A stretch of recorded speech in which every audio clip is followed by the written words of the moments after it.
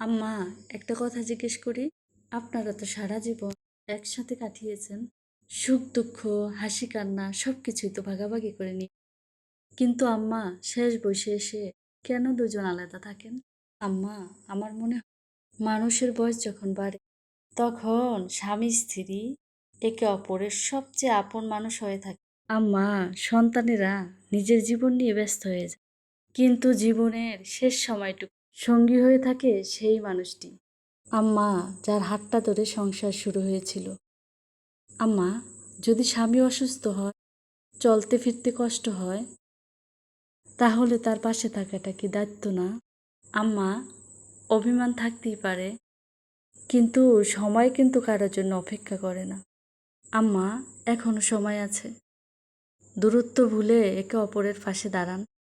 আম্মা, শেষ বয়সে ওষুধের চেয়েও বেশি প্রয়োজন হয় ভালোবাসা, যত্ন আর একজন আপন মানুষের সঙ্গ।